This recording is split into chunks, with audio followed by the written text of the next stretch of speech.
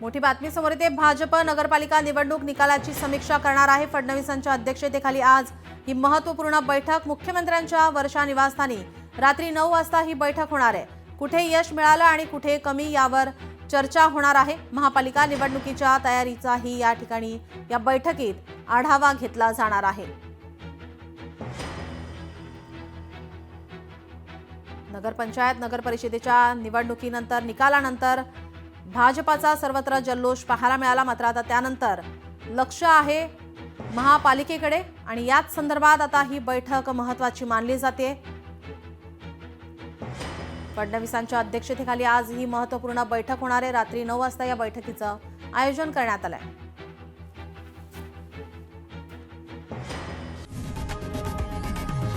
लोकशाही मराठी ऐका, पहा, जागरूक रहा।